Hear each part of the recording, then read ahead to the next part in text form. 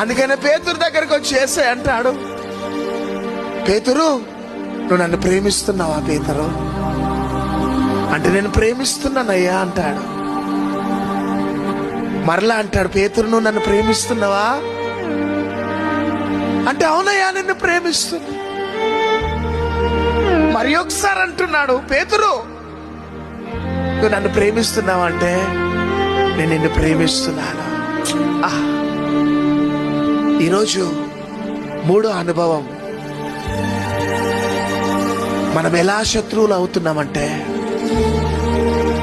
మొదటి ప్రేమను దూరం చేసుకొని ఈ లోకానికి బానిస అయిపోయి, చివరికి ఈ లోకాన్ని ప్రేమిస్తూ ఈ లోక శరీరాశ, నేత్రాశ, జీవపు డంబానికి బానిస అయిపోయి పేతురులాగా మొదటి ప్రేమను దూరం చేసుకుంటే, నా యేసయ్య అంటున్నాడు, శిష్యులతోనూ ఈ సభలో కూర్చున్న నీతో చెప్పమంటున్నాడు. చప్పట్లు కొట్టాడు. నేను నిన్ను ప్రేమిస్తున్నా. అంతేకాక పేతురు దగ్గరకు వచ్చి, పేతురు నువ్వు నన్ను ప్రేమిస్తున్నావా అని అడిగినట్లే ఈరోజు యేసయ్య నిన్ను అడుగుతున్నాడా, నువ్వు నన్ను ప్రేమిస్తున్నావా బిడ్డ? జనవరి నుండి డిసెంబర్ దాకా నీ ఆధ్యాత్మికమైన ప్రయాణంలో ముందుకు సాగిపోతూ ఎంతో మంది పరిచయం అయినారు, ఎంతో మంది వచ్చి వెళ్ళినారు.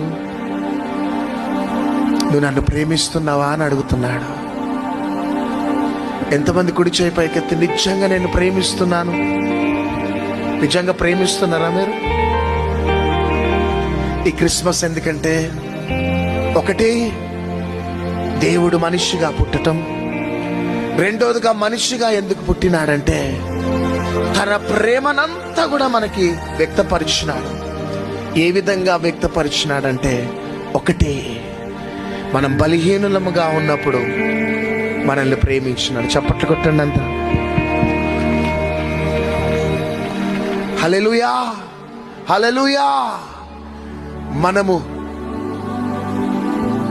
పాపులముగా ఉన్నప్పుడు మనల్ని ప్రేమించినాడు. చివరిగా మనం శత్రువులమని తెలుసు ఆయనకి, ఆయన మనల్ని ప్రేమిస్తున్నాడు.